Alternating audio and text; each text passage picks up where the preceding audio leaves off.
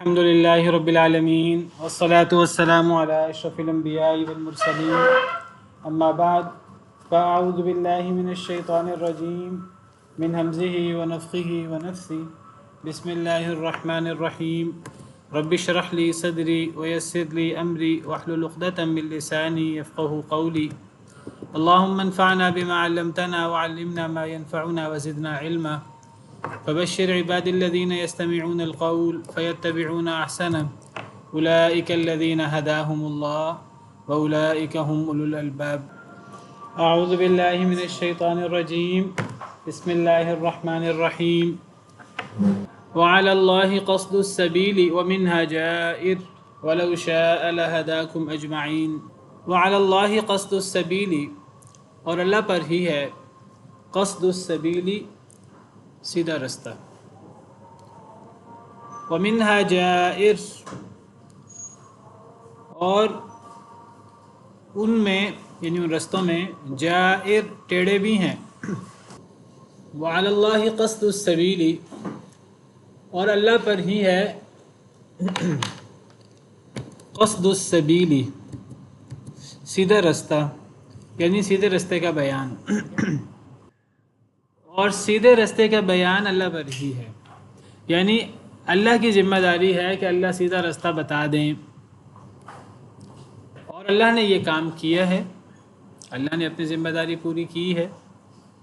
یعنی اللہ نے کسی انسان کو بھی یا کسی قوم کو بھی اللہ نے ہدایت کے بغیر نہیں چھوڑا، تو گویا کہ اللہ نے اپنی ذمہ داری پوری کی ہے۔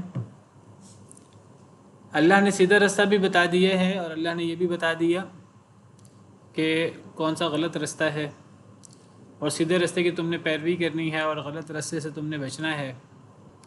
تو اللہ پر ہے، یعنی اللہ کی ذمہ داری ہے قصد السبیل سیدھا رستہ، تو سیدھا رستہ بتانا اللہ کی ذمہ داری ہے۔ اللہ نے پہلا انسان بھیجا دنیا میں سیدنا آدم علیہ السلام، تو اللہ نے ہدایت دے کر بھیجا۔ اسی طرح کوئی بھی ایسی قوم نہیں ہے کہ جس میں اللہ نے کوئی نہ کوئی ہادی، کوئی نہ کوئی نذیر، ڈرانے والا، کوئی نہ کوئی نبی نہ اتارا ہو۔ جس طرح اللہ تعالیٰ فرماتے ہیں وَإِن مِّنْ أُمَّةٍ إِلَّا خَلَا فِيهَا نَذِيرٌ، نہیں ہے کوئی بھی امت مگر اس میں کوئی نہ کوئی ڈرانے والا گزرا ہے۔ وَلِكُلِّ قَوْمٍ ہاد، ہر قوم کے لیے کوئی نہ کوئی ہادی ہوتا ہے، رہبر رہنما ہوتا ہے۔ تو اللہ تعالیٰ نے ہمیشہ انتظام رکھا ہے رستہ بتانے کا۔ سورہ دہر میں اللہ فرماتے ہیں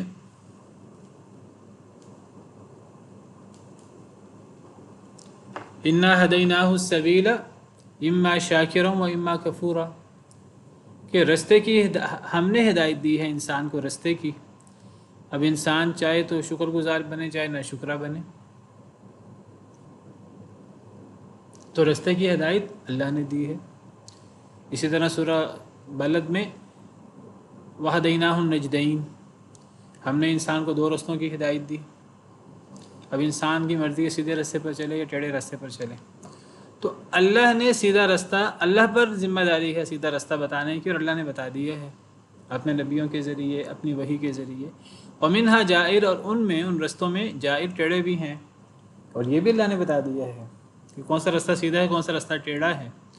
وَلَوْ شَاءَ لَهَدَاكُمْ أَجْمَعِينَ، اگر وہ چاہتا یعنی اللہ لَهَدَاكُمْ أَجْمَعِينَ، البتہ وہ ہدایت دے دیتا تمہیں سب کو۔ اگر اللہ چاہتے تو اللہ سب کو ہدایت دے دیتے ہیں۔ جی مس افشین، آپ کچھ کہنا چاہ رہی ہیں؟ السلام علیکم ورحمۃ اللہ وبرکاتہ۔ وعلیکم السلام۔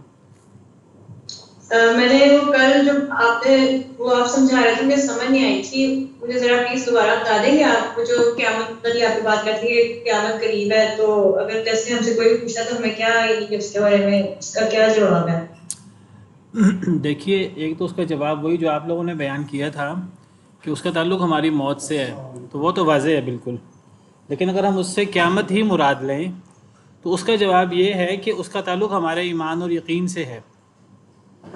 اگر ہمارا اس پر یقین ہے جس کا جتنا یقین ہوگا اس کو قیامت اتنی نزدیک نظر آئے گی، اور جس کا جتنا شک و شبہ ہوگا اس کو قیامت اتنی دور نظر آئے گی۔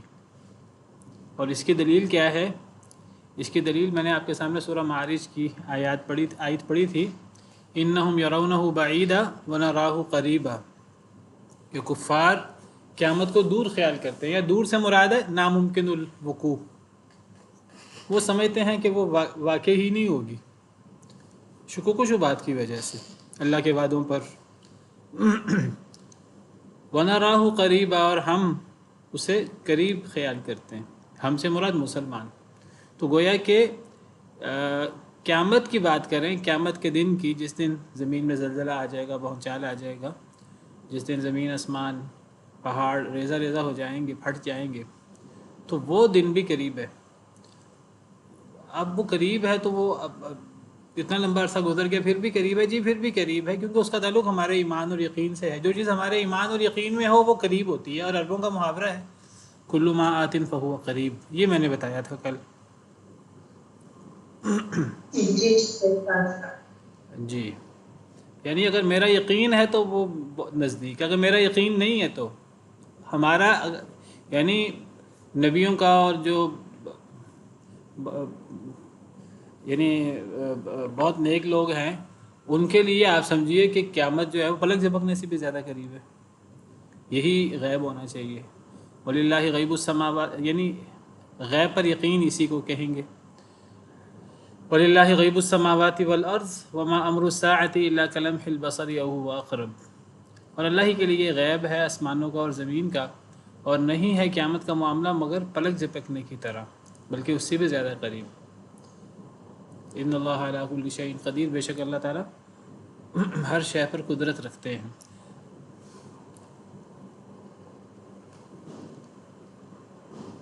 اب دیکھیے کہ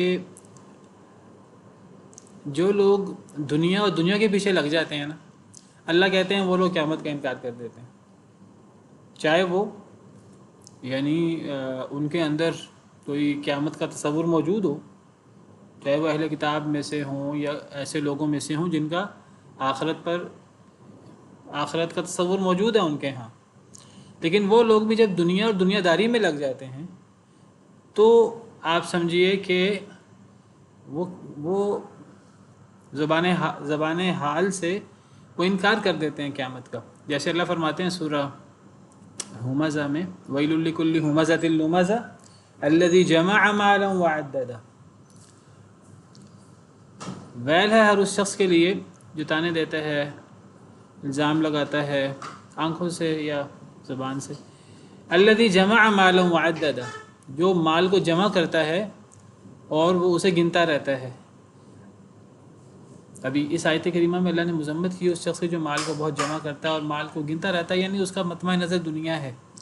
اگلی آیت کو ذرا دیکھیے، یحسب ان مالہ اخلدہ، وہ خیال کرتا ہے کہ اس کا مال اسے ہمیشہ باقی رکھے گا، یعنی قیامت کا انکار آ جاتا ہے۔ یعنی جب انسان دنیا میں متوجہ ہوتا ہے، دنیا داری کی طرف، اور پھر شکوک و شبہات کا شکار ہو جاتا ہے، پھر وہ آخرت پر اس کا ایمان کم ہو جاتا ہے، تو پھر وہ سمجھتا ہے کہ میں ہمیشہ زندہ رہوں گا۔ یہ ایک ایسی بات ہے کہ ایک بچے کو بھی پتہ ہے کہ موت آنی ہے، ایک کافر کو بھی دہریہ ہے، اس کو بھی پتہ ہے موت آنی ہے، لیکن جو بندہ دنیا کی طرف زیادہ متوجہ ہو جاتا ہے وہ سمجھتا ہے کہ میرا مال اور میری اقتدار اور میری نعمتیں مجھے ہمیشہ زندہ رکھیں گی، چاہے منہ سے یہ بات نہیں کہتا لیکن اس کا گویا کہ انگ انگ اور اس کا ہر عضو گویا کہ بول بول کر یہ کہہ رہا ہوتا ہے۔ جب وہ اکڑتا ہے کوئی شخص اپنے اقتدار پر اور اپنے مال پر اور دوسروں پر ظلم زیادتی کرتا ہے، تو گویا کہ وہ زبان حال سے کہہ رہا ہوتا ہے کہ موت نہیں آنی۔ مسلمانوں میں بھی ایسے لوگ ہیں، اللہ معاف کرے۔ تو میں سمجھتا ہوں اس کا پھر تعلق جو ہے وہ ہمارے ایمان اور یقین اور شکوک و شبہات کے ساتھ۔ اگر ایمان اور یقین جتنا ہوگا اتنی قیامت نزدیک لگے گی، اللہ کے وعدے نزدیک لگیں گے۔ جتنا ایمان یقین کمزور ہوگا، دنیا داری بڑھ جائے گی، دنیا کی نعمتوں میں زیادہ متوجہ ہو جائیں گے، اتنی قیامت۔ اب دیکھیے وہ جو سورہ کہف میں واقعہ ہے دو لوگوں کا، تو ایک شخص جو ہے وہ اللہ پر ایمان والا تھا، غریب تھا، اور دوسرا شخص وہ اس کے پاس مال و دولت زیادہ تھی، تو قال له صاحبه وهو يحاوره أكفرت بالذي وكیا ہے ودخل جنته وهو ظالم لنفسه قال ما أظن أن تبيد هذه أبدا. وہ اپنے باغ میں داخل ہوا اور وہ اپنے آپ پہ ظلم کرنے والا تھا. اس نے کہا مجھے نہیں امید کہ یہ میرا باغ کبھی تباہ ہوگا، یہ میرا باغ کبھی تباہ ہی نہیں ہوگا. تو یعنی واللہ عالم، میں سمجھتا ہوں کہ اس کا تعلق ہمارے ایمان اور یقین کے ساتھ ہے. جس کا جتنا ایمان ہے اس کو قیامت اتنی قریب نظر آتی ہے، اور جس کا ایمان کمزور ہوگا اس کو دور نظر آئے گی. واللہ عالم. بہرحال وعلی اللہ قصد السبیل ومنہا جائر، اور اللہ پر ہی ہے سیدھا رستہ، یعنی سیدھا رستہ بتا دینا. ومنہا جائر، اور ان رستوں میں ٹیڑے بھی ہیں. ولو شاء لہداکم اجمعین، اگر وہ چاہتا البتہ وہ ہدایت دے دیتا تمہیں سب کو. اگر اللہ چاہتے تو اللہ تم سب کو ہدایت دے دیتے. تو کیا پتہ لگا، یعنی اللہ نے نہیں چاہا کہ اللہ تم سب کو ہدایت دیں، یعنی اللہ نے نہیں چاہا کہ کچھ ہدایت یافتہ ہوں کچھ گمراہ ہوں. اب یہاں پھر وہی مشہور اعتراض، جب بھی اس قسم کی آیت آتی ہے میں وہ اعتراض دہراتا ہوں، اور پھر میں اس کا جواب، آپ لوگوں کو پتہ بھی ہوتا ہے، میں آپ کو وہ جواب ازبر کروانے کی کوشش کرتا ہوں، کیونکہ یہ ایک ایسی چیز ہے جس پر لوگ اعتراض بہت زیادہ کرتے ہیں، اور کئی دفعہ اعتراض ہوتا ہے اور ہمیں پھر ذہن میں جواب نہیں آ رہا ہوتا. تو ہمارے پاس اس کا جواب ہونا چاہیے. اگر اللہ چاہتے تو اللہ ہدایت دے دیتے تمہیں سب کو. کیا مطلب ہوا اس آیت کا؟ مفہوم مخالف یہ ہوا کہ اللہ نے ہم سب کو ہدایت دینا نہیں چاہا، یعنی اللہ نے چاہا کہ کچھ ہدایت یافتہ ہوں کچھ گمراہ ہوں. پہلی بات ہے یہ اللہ کے اس چاہنے سے کیا مراد ہے. نمبر 2 وہی سوال کہ جب اللہ نے ہی نہیں چاہا کہ ہم سب ہدایت یافتہ ہوں تو پھر سزا کس بات کی. تو ان دونوں سوالوں کا کیا جواب ہے؟ پہلی بات ہے اس مشیت، اس ارادے سے کیا مراد ہے. اللہ نے چاہا ہی نہیں کہ سب ہدایت یافتہ ہوں، تو یہ کون سی مشیت ہے، یہ کون سا ارادہ ہے؟ جی کونیہ، یہ ارادہ کونیہ ہوا. تو ارادہ کونیہ، اس کا جواب بڑے واضح سے ہے کہ یہ ارادہ کونیہ ہے. یہ اس کا تعلق، یہ اللہ کی مرضی نہیں ہے، یہ اللہ کی خوشی نہیں ہے، یہ اللہ کا حکم ہے. اللہ کی خوشی کا نام ارادہ شرعیہ ہے، یہ اللہ کا ارادہ شرعیہ نہیں ہے. اللہ کا ارادہ شرعیہ تو یہ ہے کہ جس طرح وہ اللہ نے نبی صلی اللہ علیہ وسلم نے مثال دے کے سمجھایا، اس عورت کی مثال جو عورت قیدیوں میں تھی اور اس کا بچہ گم ہوا تھا. تو جب اس کو بچہ ملا تو اس نے کیسے اس کو اپنے ساتھ لپٹا کر اسے دودھ پلانا شروع کر دیا. تو نبی صلی اللہ علیہ وسلم نے فرمایا کہ کیا تم تصور کر سکتے ہو کہ یہ عورت اپنے بچے کو آگ میں ڈالے؟ تو صحابہ کرام نے کہا ہم تو یہ تصور بھی نہیں کر سکتے کہ یہ عورت اپنے بچے سے کتنی محبت کرتی ہے تو اپنے بچے کو آگ میں ڈالے. تو نبی صلی اللہ علیہ وسلم نے فرمایا کہ اللہ تم سے زیادہ محبت کرتا ہے بنسبت اس کے جتنا یہ عورت اس بچے سے محبت کرتی ہے. تو جب اللہ ہم سے اتنا محبت کرتے ہیں تو اللہ ہمیں آگ میں کیوں ڈالیں گے؟ تو یہ اللہ کا ارادہ شرعیہ ہے، یہ اللہ کا ارادہ شرعیہ ہے. لیکن یہاں بات کس کی ہو رہی ہے؟ یہاں اللہ کے ارادہ کونیہ کی بات ہو رہی ہے. اللہ کی خواہش، اللہ کی مرضی تو یہ ہے کہ سب مسلمان ہو جائیں، اور یہی اللہ کی ہم سے محبت ہے اور یہی اللہ کا ہم سے تعلق ہے. لیکن اللہ نے اس کو ہمارے اوپر ٹھونسا نہیں ہے. اگر اللہ اس کو ٹھونس دیتے لوگ ایک نیا اعتراض کر دیتے. اگر اللہ اس کو ٹھونس دیتے اپنی مرضی کو تو لوگ کیا کہتے؟ لوگ کہتے کہ جی ہم میں اور پھر آسمان و زمین میں اور جمادات میں کیا فرق ہوا، دیگر مخلوق جانوروں میں کیا فرق ہوا.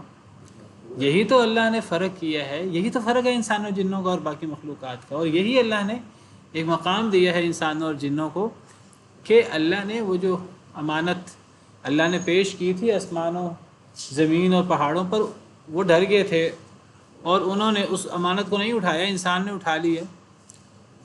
انسان جو ہے وہ اس نے اٹھا لیا اس امانت کو. اب اس امانت کا نتیجہ یہ ہے کہ اختیار، اس کا نتیجہ یہ ہے جو اب اس امانت کی ادائیگی کرے گا اور اس کے مطابق زندگی گزارے گا تو پھر وہ دنیا اور آخرت کی کامیابی حاصل کرے گا.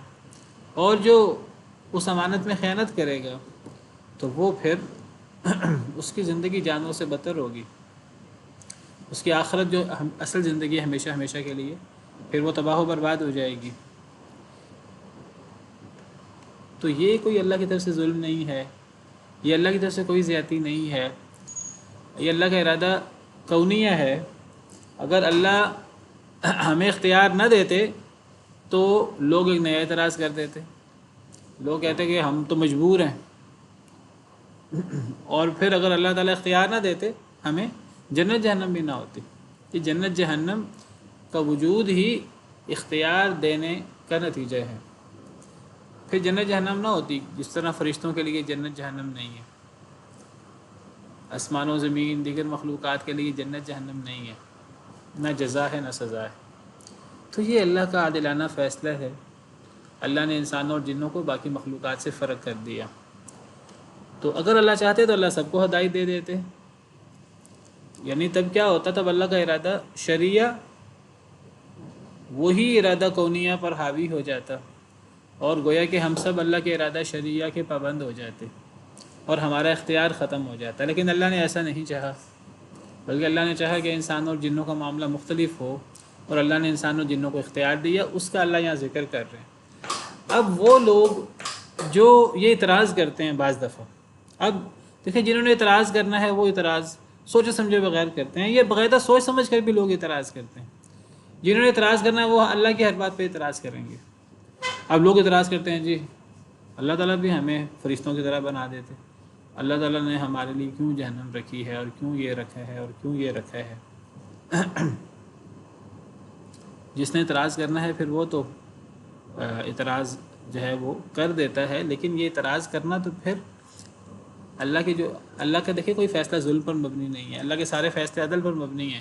یہ اللہ کے ان فیصلوں پر اعتراض بھی در حقیقت اللہ کی بنائی ہوئی تقدیر پر اعتراض ہے، اور یہ بھی ہمارے ایمان کا حصہ ہے۔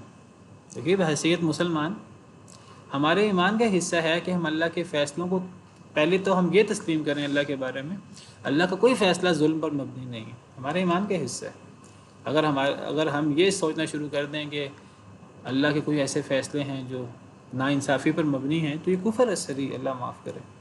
اس سے بڑا کفر کیا ہوگا کہ ہم اللہ کے بارے میں تصور کریں انسانوں کی طرح، دیگر مخلوقات کی طرح، جنوں کی طرح، کہ ظلم زیادتی ہے اللہ کے فیصلوں میں، نعوذ باللہ۔ سمجھ نہ آئے تو انسان سوال کر سکتا ہے، انسان اعتراض نہیں کر سکتا۔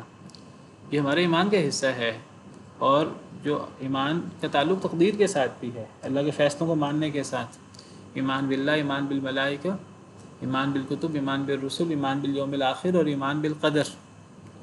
تو یہ قدر پر ایمان کے ساتھ اس کا تعلق ہے۔ یعنی اگر ہم اسی پر اعتراض شروع کر دیں کہ اللہ نے یہ اختیار کیوں دیا، اللہ نہ اختیار دیتا ہمیں، تو اس چیز کا تعلق ایمان کے ساتھ ہے، جیسے میں نے ذکر کیا۔ اور اس جی جی اعتراض تو ایک اور چیز ہے، شاید حضرت ابوبکر نے یہ صحابی نے یہ تو کہا تھا نا کہ شاید کاش میں اس چڑیا کے مانند ہوتا۔ دیکھیے جی وہ اصل میں اس سے مراد اعتراض نہیں ہے۔ دیکھیے ایک ہوتا ہے اعتراض، ایک ہوتا ہے سمجھنے کے لیے سوال، اور ایک ہے اللہ کا ڈر۔ یہ تین چیزیں ان کو الگ الگ کر لیجئے۔ ہمیں سیدنا ابوبکر صدیق کے جو اس قسم کے اقوال ملتے ہیں، وہ ہرگز اللہ رب العالمین کے ارادہ کونیہ پر اعتراض نہیں ہے، اللہ نے ہمیں اختیار کیوں دیا، ہرگز اس پر اعتراض نہیں ہے۔ ہم تصور بھی نہیں کر سکتے کہ صحابہ یہ یعنی اعتراض رکھتے ہوں ذہن میں۔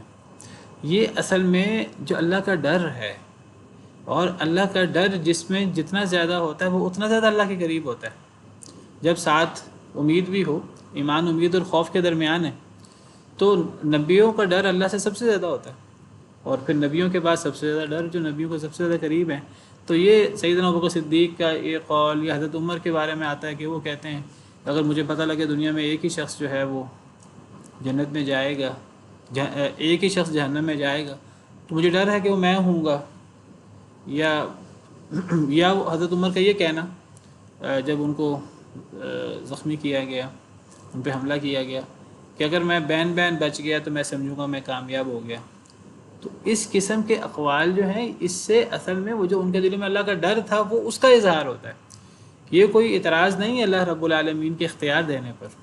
سیدنا ابوبکر صدیق کا یہ کہنا کہ کاش کہ میں ایک درخت ہوتا، تو اس سے مراد جو ہے وہ یعنی اللہ کا ڈر ہے، جو یعنی حضرت ابوبکر صدیق وہ جو سیدنا عمر بھی جن کو اپنا امام کہتے ہیں، سیدنا عمر کہتے ہیں کاش کہ مجھے سیدنا ابوبکر صدیق کے 2 دن مل جائیں، میری پوری زندگی کے اعمال لے لیے جائیں۔ سیدنا ابوبکر صدیق کا مقام تو خود عمر سے بھی افضل ہے، سب سے افضل ہے انبیاء کرام علیہم السلام کے بعد۔ تو یہ ان کا جو ڈر اور خوف ہے تو یہ اس کی طرف اشارہ کرتا ہے، واللہ عالم۔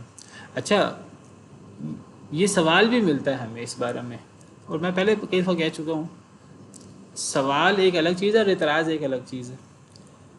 بعض دفعہ سوال کے اندر اعتراض ہوتا ہے تو ایسا سوال انسان کو کفر تک لے جاتا ہے، اور بعض دفعہ سوال سمجھنے کے لیے ہوتا ہے، تو سمجھنے کے لیے یہ سوال بالکل ہو سکتا ہے، بلکہ سوال کرنا چاہیے اگر ایک چیز سمجھ نہ آ رہی ہو، لیکن سوال کرنے سے مقصود یہی ہونا چاہیے کہ میں بات سمجھ لوں، وہ سوال اعتراض کی قبیل سے نہ ہو۔ بہرحال بات دور نکل رہی ہے، تو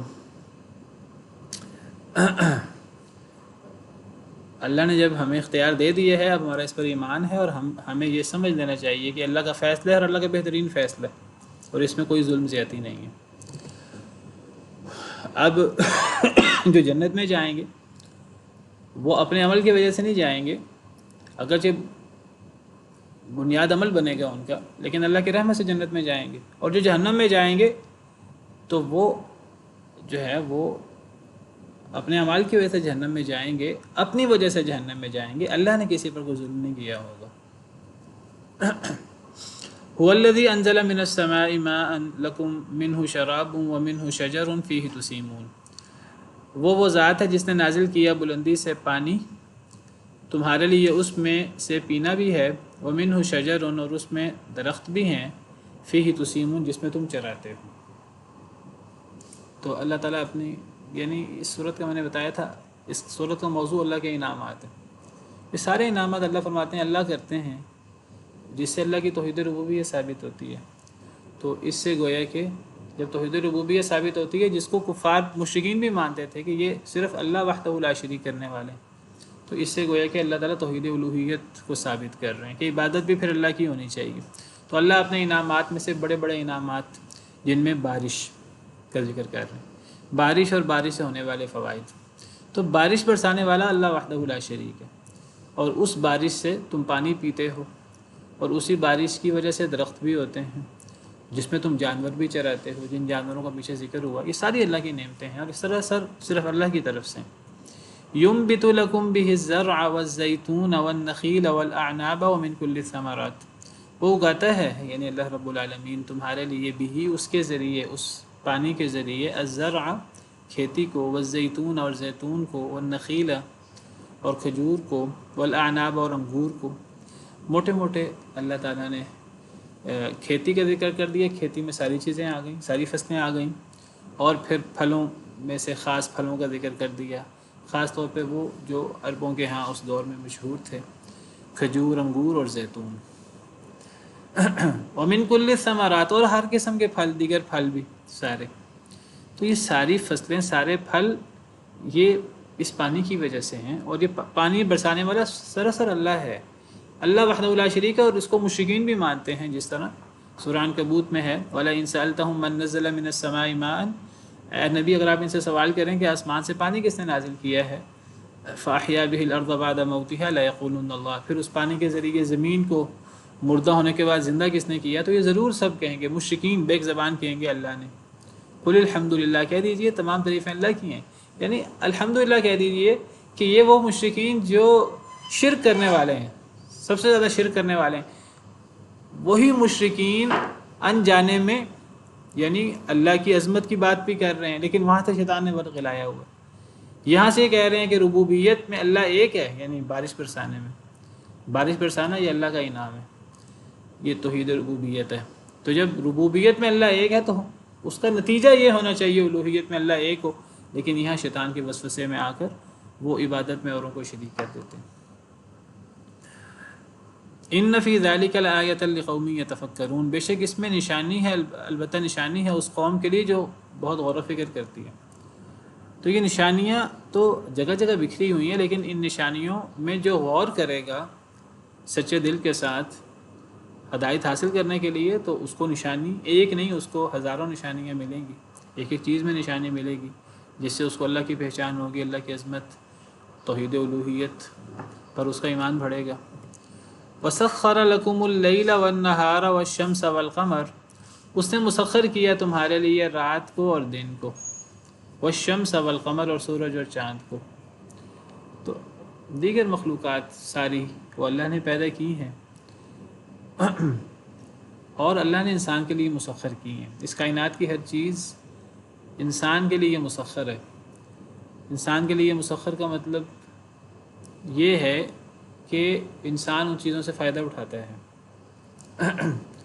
ان چیزوں پر انسان کا کس حد تک قبضہ ہے، کس حد تک قبضہ نہیں ہے، یہ تسخیر کے اندر یہ نہیں آتا، لیکن یہ ہے کہ انسان ان چیزوں سے فائدہ اٹھاتا ہے۔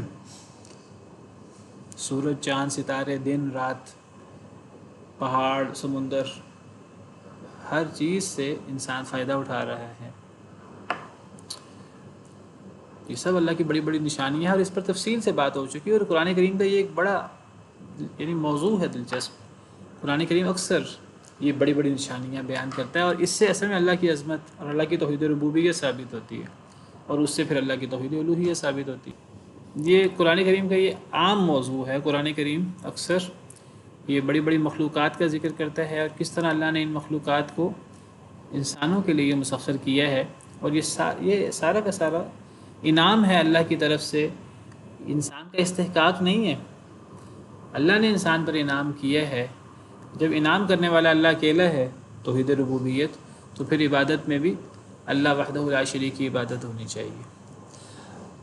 تو اس نے مسخر کیا تمہارے لیے رات اور دن کو بھی، اور سورج اور چاند کو بھی۔ والنجوم مسخرات بامری، اور ستارے بھی مسخر کیے گئے ہیں اس کے حکم سے۔ ستارے بھی تمہارے لیے انسانوں مسخر ہیں، اور یہ اللہ کے حکم سے۔ انسان کے پاس خود طاقت نہیں ہے، انسان ان سب چیزوں کو اپنے لیے مسخر کر لیتا اور انسان ان کو اپنے لیے فائدہ مند بنا لیتا ہے۔ یہ اللہ نے انسان پر یہ احسان عظیم کیا ہے۔ کیوں کیا ہے، انسان کو غور کرنا چاہیے۔ ان فی ذلک لآیات لقوم یعقلون، بے شک اس میں البتہ نشانیاں ہیں بڑی بڑی، لقوم یعقلون، اس قوم کے لیے جو عقل کرتی ہے۔ ان نشانیوں کو سمجھنے کے لیے عقل کرنا، غور و فکر کرنا، اپنی عقل کو صحیح طریقے سے استعمال کرنا بہت ضروری ہے۔ جو اپنی عقل کو استعمال کریں قرآن و سنت کے خلاف، اللہ کے خلاف، رسول کے خلاف دلائل حاصل کرنے کے لیے، تو وہ اپنی عقل کا غلط استعمال کرتے ہیں۔ عقل کا صحیح استعمال کیا جائے تو یہی عقل انسان کو ہدایت کی طرف لے آتی ہے۔ وَمَا ذَرَأَ لَكُمْ فِي الْأَرْضِ مُخْتَلِفًا أَلْوَانُهُ، اور جو اس نے پھیلایا تمہارے لیے زمین میں، مختلفاً الوان، مختلف ہیں اس کے رنگ۔ یہ اللہ کی بہت بڑی قدرت ہے۔ یعنی ایک تو اللہ کی بڑی بڑی قدرتوں میں، جیسے شروع سے ہم نے پڑھا انسانوں کو پیدا کرنا، خلق الانسان من نطفہ، وہاں سے اللہ نے شروع کیا اپنے انعامات، پھر آسمان و زمین کی تخلیق کا ذکر کیا، پھر اللہ نے جانوروں کی تخلیق کا ذکر کیا، جانور کس طرح ہمارے لیے نعمت ہے، پھر اللہ تعالیٰ نے بتایا کہ کس طرح اللہ نے ہمیں سیدھے اچھے برے راستے کی، اللہ نے ہمیں ہدایت دی ہے۔ یہ بھی بہت بڑی نعمت ہے اللہ کی، بہت بڑی نعمت ہے جو جنت میں جانے کی بنیاد ہے۔ پھر اللہ تعالیٰ بارشوں کا ذکر کر رہے ہیں، اور بارش سے جو ساری نعمتیں حاصل ہوتی ہیں۔ پھر اللہ تعالیٰ دیگر بڑی بڑی مخلوقات کا ذکر کر رہے ہیں جنہیں اللہ نے پیدا کیا اور جنہیں اللہ نے ہمارے لیے مسخر کیا۔ پھر اللہ فرماتے ہیں کہ زمین میں جو ان چیزوں کے علاوہ دیگر مخلوقات ہیں، جو جانور زمین میں، جو پہاڑ زمین میں اللہ نے پھیلا دیے، جو پھل اور جو سبزیاں اور دیگر جو چیزیں اللہ نے زمین میں پھیلا دی، ہر قسم کے جانور، ہر قسم کے حشرات الارض اور مختلف قسم کی مخلوقات، مختلفاً الوان، ان کے رنگ مختلف ہیں۔ اب یہ بڑی ایک عظیم قدرت ہے اللہ تعالیٰ کی کہ ہر چیز کے اندر ہمیں رنگوں میں تلون نظر آئے گا، مختلف رنگت نظر آئے گی، اور یہ رنگوں کے اختلاف یہ اللہ کی بڑی قدرتوں میں سے ایک چیز ہے۔ اللہ نے اس کو بعض صورتوں میں زمین و آسمان کی تخلیق، جتنی بڑی اللہ کی قدرت ہے، نشانی ہے، اللہ نے زمین و آسمان کی تخلیق کے ساتھ رنگوں کے اختلاف کا ذکر کیا ہے۔ سورہ روم میں اللہ فرماتے ہیں وَمِنْ آیَاتِهِ خَلْقُ السَّمَاوَاتِ وَالْأَرْضِ وَاخْتِلَافُ أَلْسِنَتِكُمْ وَأَلْوَانِكُمْ، کہ اللہ کی بڑی بڑی نشانیوں میں سے زمین و آسمان کی تخلیق ہے، اور تمہارے رنگوں اور تمہاری زبانوں کا مختلف ہونا۔ یعنی زبانوں یہ سورہ روم میں اللہ نے 10-15 بڑی بڑی نشانیاں بیان کی ہیں، لیکن کن نشانیوں کو ایک ہی آیت میں اللہ نے اکٹھا بیان کیا، یہ بھی بڑی اہمیت کی بات ہے۔ تو اللہ نے زمین و آسمان کی تخلیق جو بڑی ترین نشانیوں میں سے نشانی ہے زمین و آسمان کی تخلیق، اس کے ساتھ اللہ نے رنگوں کے اختلاف اور زبانوں کے اختلاف کا ذکر کیا ہے۔ گویا کہ رنگوں کا اختلاف، زبانوں کا اختلاف اللہ کی بڑی نشانیوں میں سے ایک نشانی ہے، اور یہ رنگوں کا اختلاف انسانوں میں ملے گا، جانوروں میں ملے گا، حشرات الارض میں ملے گا، پھلوں فصلوں میں ملے گا، پہاڑوں میں ملے گا، ہر چیز میں ملے گا۔ علم تر ان اللہ انزل، تو میں ذکر کر رہا تھا کہ یہ اختلاف رنگوں کا یہ اللہ کی بہت بڑی قدرت ہے۔ اس سورہ فاطر میں آیت نمبر 27 میں اللہ فرماتے ہیں علم تر ان اللہ انزل من السماء ماء، کیا آپ نے نہیں دیکھا کہ اللہ نے آسمان سے پانی نازل کیا، فاخرجنا به ثمرات مختلفا الوانها، پھر ہم نے اس پانی سے پھل نکالے جن کے رنگ مختلف ہیں، پھلوں کے رنگ مختلف، پھلوں کے صرف رنگ مختلف نہیں ہے، پھلوں کے ذائقے بھی مختلف ہیں۔ اچھا، ومن الجبال جدد بیض وحمر مختلف الوانها، اور پہاڑوں میں سیاہ ہیں، سفید ہیں، سرخ ہیں، مختلف رنگ ہیں، وغرابیب سود، اور بعض تو کالے سیاہ۔ جدد ان کا مطلب ہے اصل میں ایسے پہاڑ جن میں دھاریاں سی ہوں،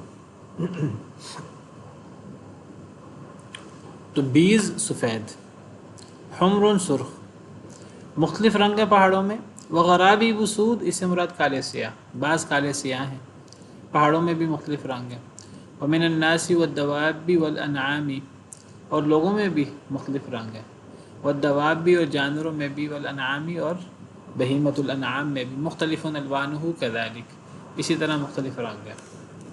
تو یہ اللہ کی بہت بڑی قدرت ہے رنگوں کا اختلاف۔ تو جو کچھ اللہ نے پھیلایا تمہارے لیے زمین میں مختلف ہیں ان کے رنگ۔ ان فی ذلک لآیۃ لقوم یذکرون، بے شک اس میں البتہ نشانی ہے اس قوم کے لیے جو نصیحت پکڑتی ہے۔ یہ بہت بڑی نشانی ہے رنگوں کا اختلاف بھی۔ اللہ اپنی عظیم قدرتیں بیان کر رہے ہیں۔ اب یہ اللہ کے انعامات ہیں، رنگوں کا فرق بھی، خوبصورتی چیزوں میں پیدا ہوتی ہے، یہ بھی اللہ کا انعام ہے۔ ہمیں آنکھوں کو بھلی لگتی ہیں چیزیں۔ وَهُوَ الَّذِي سَخَّرَ الْبَحْرَ لِتَأْكُلُوا مِنْهُ لَحْمًا طَرِيًّا وَتَسْتَخْرِجُوا مِنْهُ حِلْيَةً تَلْبَسُونَهَا، اور وہ ذات جس نے مسخر کیا یعنی تمہارے لیے انسانوں، البحر سمندر کو، لِتَأْكُلُوا مِنْهُ لَحْمًا طَرِيًّا تاکہ تم کھاؤ اس سے صاف ستھرا تر و تازہ گوشت، وَتَسْتَخْرِجُوا مِنْهُ حِلْيَةً تَلْبَسُونَهَا، اور تم نکالو اس سے زیور جس کو تم پہنو، وَتَرَى الْفُلْكَ مَوَاخِرَ فِيهِ، اور آپ دیکھتے ہیں کشتی کو چیرتی ہوئی اس میں، وَلِتَبْتَغُوا مِنْ فَضْلِهِ، اور تاکہ تم تلاش کرو اللہ کا فضل، وَلَعَلَّكُمْ تَشْكُرُونَ، اور تاکہ تم شکر کرو۔ تو یہاں اللہ تعالیٰ نے سمندر اور سمندر کی تسخیر کا ذکر کیا۔ دیکھیں سمندر کتنی بڑی اللہ کی مخلوق ہے، اور دیکھیے یہ پوری زمین کتنی بڑی اللہ کی مخلوق ہے، اور اس زمین کا یعنی 75% یا اس سے بھی بڑا حصہ سمندر پہ مشتمل ہے، اور یہ سمندر انسان کے لیے مسخر ہے۔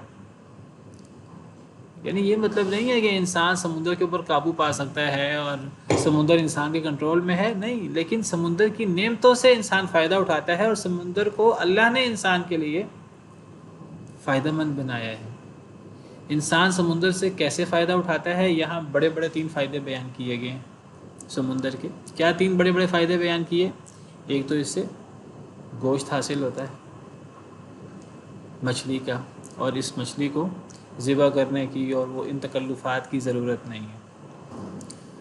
یہ مچھلی تو یہ تو احرام کی حالت میں اس مچھلی کو پکڑا جا سکتا ہے باقاعدہ۔ دیکھیے ایک مچھلی وہ ہوتی ہے کہ جو خود مر کر پانی کے اوپر آ جائے، اور ایک مچھلی وہ باقاعدہ جس مچھلی کو شکار کیا جاتا ہے، پکڑا جاتا ہے جال لگا کر یا کانٹا ڈال کر یا جس طریقے سے بھی، جس کو آپ شکار کرنا کہتے ہیں۔ تو مچھلی کسی وجہ سے مر کر سطح پر آ جائے یا مچھلی کو باقاعدہ شکار کیا جائے، دونوں صورتوں میں مچھلی حلال ہے، عام جانوروں کی طرح نہیں۔ جانوروں کو تو ذبح کرنا پڑتا ہے، اور پھر عام جانور جو ہیں خشکی کے اندر، انسان احرام کی حالت میں ہو تو انسان احرام کی حالت میں شکار نہیں کر سکتا۔ وحرم علیکم صید البر ما دمتم حرما، تمہارے لیے احل لکم صید البحر وطعامہ متاعا لکم وللسیارہ، تمہارے لیے سمندر کا شکار حلال کیا گیا ہے۔ احل لکم صید البحر وطعامہ، اور اس کا کھانا بھی۔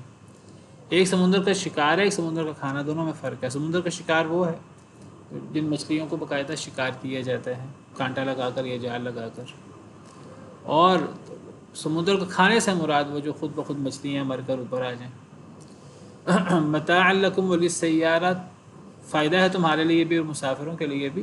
وحرم علیکم صید البر ما دمتم حرما، اور جب تک تم احرام کی حالت میں ہو تو تمہارے لیے خشکی کا شکار حرام کیا گیا۔ اب دیکھیے سمندر کے اندر اللہ نے احرام کی حالت میں بھی شکار تک جائز رکھا ہے، حالانکہ خشکی کا شکار تو احرام کی حالت میں ناجائز ہے، اور اس کو ذبح وغیرہ کرنے کے تکلفات کی بھی ضرورت نہیں ہے، اور یہ اللہ کی بہت بڑی نعمت ہے، بہت بڑی نعمت ہے۔ دوسری نعمت سمندر کی کہ اس میں سے زیورات نکلتے ہیں، جو بیش قیمت زیورات ہوتے ہیں، مال و دولت بھی ہے وہ، اور اس سے پھر زیور کے طور پہ اس کو پہن کر خوبصورتی حاصل کی جاتی ہے، عورتیں اس سے زیب و زینت حاصل کرتی ہیں۔ اور تیسری چیز جو بڑی چیز بیان کی گئی بڑا فائدہ، وہ سمندر سے جو تجارت ہوتی ہے، تجارت کا بڑا حصہ پچھلے دور میں بھی اور آج بھی تجارت کا بڑا حصہ، میں پرسنٹیج تو بیان کرنے کی پوزیشن میں نہیں ہوں اس وقت، میرا خیال ہے شاید 90% یا اس سے بھی زیادہ تجارت سمندر کے راستے، آج بھی سمندر کے راستے ہوتی ہے۔ آج اگرچہ 10 طریقے اور ہیں تجارت کے، پرانے زمانے میں جو نہیں تھے، لیکن اس کے باوجود آج بھی تجارت کا بڑا ذریعہ اور بڑی کوانٹٹی وہ سمندر کے ذریعے ہوتی ہے۔ تو آپ دیکھتے ہیں کشتی کو وہ چیرتی ہے سمندر کے اندر،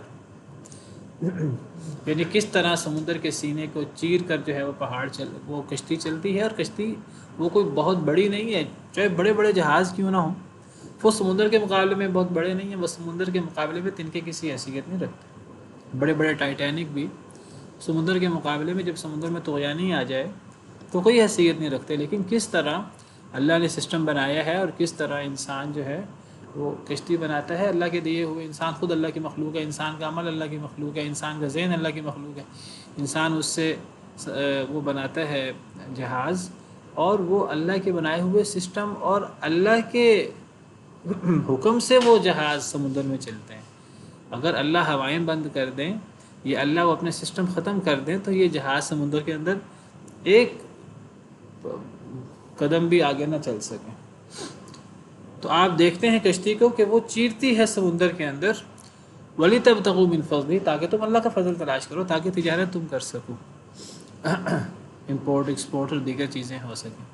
اور یہ ساری نعمتیں جو ہیں سمندر کے حوالے سے بطور خاص، گوشت اور یہ زیور اور یہ تجارت، یہ سب اللہ کی نعمتیں، اور جو دیگر نعمتیں پیچھے بیان کی گئیں، وَلَعَلَّكُمْ تَشْكُرُونَ، تاکہ تم اللہ کا شکر ادا کرو۔ یعنی اللہ کی نعمتیں صرف کھا پی کر ڈکار مار لینا اور یہ اپنا حق سمجھ کر ان کو استعمال کر لینا، اصل تو اللہ کا شکر ہے، زبان سے اور پھر عمل سے اللہ کی باتیں ماننا، اور عمل سے شکر، سب سے بڑا شکر توحید ہے، تفصیل سے بات ہو چکی ہے اس پر۔ وَأَلْقَى فِي الْأَرْضِ رَوَاسِيَ أَن تَمِيدَ بِكُمْ، اب اللہ کی بڑی بڑی نشانیوں اور بڑے بڑے انعامات میں پھر پہاڑ، اس نے ڈالے زمین میں گاڑی ہوئی چیزیں، رواسیہ جمع ہے راسیت ان کی، اس سے مراد پہاڑ ہیں، پہاڑوں کے لیے ویسے جبل اور جبال بھی آتا ہے، لیکن جب اس کے لیے راسیہ یا رواسی آ جائے تو پہاڑ مراد لیے جاتے ہیں، لیکن یہاں پہاڑ زمین میں کس طرح موجود ہیں اس کی کیفیت کی طرف شاید اشارہ کرنا مقصود ہے، ورنہ تو یہاں جبال بھی آ سکتا تھا۔ لیکن یہاں رواسیہ، تو یہ رواسیہ جمع ہے راسیت ان کی، کہ پہاڑ زمین کے اندر ایسے ہیں جیسے کوئی گاڑی ہوئی چیز ہو، جیسے میخ کو گاڑا جاتا ہے۔ میخ کو کس طرح گاڑا جاتا ہے؟ میخ کا بڑا حصہ زمین کے اندر ہوتا ہے، خیمے وغیرہ دیگر چیزوں کو، جانوروں کو باندھنے کے لیے یا خیموں وغیرہ کے لیے جو میخ لگائی جاتی ہے، تو اس کا بڑا حصہ زمین کے اندر ہوتا ہے۔ تو اب پہاڑ زمین کے اندر اس طرح کر کے گاڑے گئے ہیں، اور اس طرح پہاڑوں کو زمین کے اندر گاڑنے کا مقصد کیا ہے؟ کہیں زمین تمہیں لے کر چلی نہ جائے، زمین کے اندر زلزلہ نہ آ جائے، بھونچال نہ آ جائے۔ اب یہ پہاڑوں کے زمین پر گاڑے ہونے کی وجہ سے یہ چیزیں کنٹرول میں رہتی ہیں۔ یہ اب اللہ نے ہمیں دعوت دی ہے کہ تم زمین میں چلو پھرو، زمین میں غور کرو، اور یہ سب چیزیں اللہ نے اشارے کر دی ہیں۔ قرآن کریم وہ سائنس کی اور ان چیزوں کی کتاب نہیں ہے کہ قرآن ان چیزوں کی تفصیل بیان کرے، قرآن اشارے کرتا ہے۔ تو اب انسانوں کا کام ہے، اللہ نے انسانوں کو دعوت دی ہے، انسان غور کرے، زمین پہ چل پھر کر اللہ کی قدرتوں میں، آسمانوں میں انسان اللہ کی قدرتیں تلاش کرے، اپنی جان کے اندر انسان اللہ کی قدرتیں تلاش کرے، اور اس سے یہ نہیں کہ انسان فخر و غرور میں مبتلا ہو جائے کہ میں نے یہ چیزیں ڈسکور کی ہیں، بلکہ یہ چیزیں تلاش کر کے انسان کے دل میں اللہ کی عظمت اجاگر ہو، اور انسان اللہ کے سامنے عاجز ہو کر اللہ کی باتیں مانے۔ یہ اللہ کی نعمتیں ہیں، اور یہ نعمتیں کرنے والا صرف اللہ ہے۔ وَأَنْهَارًا، اور نہریں بھی، وَسُبُلًا، اور رستے، لَعَلَّكُمْ تَهْتَدُونَ، تاکہ تم رستے تلاش کرو، تاکہ تم ہدایت پاؤ، تاکہ تم اپنے منزل مقصود تک پہنچ سکو۔ وعلامات، اور نشانیاں، زمین میں اللہ نے نشانیاں رکھی ہیں۔ وہ نشانیاں پہاڑوں کی صورت میں بھی ہو سکتی ہیں۔ انسان نے دوسروں کو رستہ بتانا ہو، کوئی علامت بتانی ہو کہ میں فلاں رہتا ہوں، یہ تم نے فلاں جگہ سے جانا ہے تو فلاں علامت ہوگی، تو وہ زمین میں علامتیں رکھی ہیں۔ وہ پہاڑوں کی صورت میں بھی ہو سکتی ہیں، وہ نہروں کی صورت میں بھی ہو سکتی ہیں، وہ رستوں کی صورت میں بھی ہو سکتی ہیں کہ فلاں شاہراہ ہے، اس شاہراہ کے ساتھ ساتھ چلتے رہنا۔ اگر ساری زمین یہ صحرا کی صورت میں ہوتی، یہ سمندر کی صورت میں ہوتی، سمندر اور صحرا میں تو رستہ تلاش کرنا ہی ممکن نہیں ہوتا، لیکن یہ پہاڑوں سے، نہروں سے، رستوں، بڑی بڑی جو شاہراہیں ہیں ان سے، یا دیگر جو علامت کی چیزیں ہیں ان سے رستے پہچانے جاتے ہیں، اور یہ اللہ کی بڑی قدرت ہے۔ وَبِالنَّجْمِ هُمْ يَهْتَدُونَ، اور ستاروں سے بھی لوگ رستہ تلاش کرتے ہیں۔ یہاں اللہ نے ستاروں کا بھی ذکر کر دیا، اگرچہ پیچھے بھی ذکر آیا ستاروں کا، اللہ نے ستاروں کو مسخر کیا، یہاں ستاروں کا ایک مقصد بھی بیان کر دیا کہ ستاروں کا ایک مقصد بھی رستے کی تلاش ہے، قطبی ستارہ وغیرہ۔ ستاروں کے دو مقاصد ہم نے پیچھے سورہ حجر میں پڑھے تھے، ایک مقصد کہ ستارے آسمان دنیا کی زینت ہیں، برج، اور دوسرا ہم نے پڑھا تھا کہ وہ شیطانوں کو مارنے کے لیے، اور تیسرا مقصد ستاروں کا میں نے اس آیت کی طرف اشارہ کیا تھا، رستے کے تلاش کے لیے ہیں۔ تو بڑی بڑی اللہ کی نشانیاں بیان ہو رہی ہیں، اور مقصود کیا ہے میں بیان کر چکا ہوں، یہ پوری صورت کے اندر یہ انداز چلے گا۔ مقصود اللہ کی توحید ربوبیت، جس کو مشرکین بھی مانتے ہیں، اس سے توحید الوہیت کو ثابت کرنا مقصود ہے۔ سبحان ربک رب العزت عما یصفون، وسلام علی المرسلین، والحمد للہ رب العالمین۔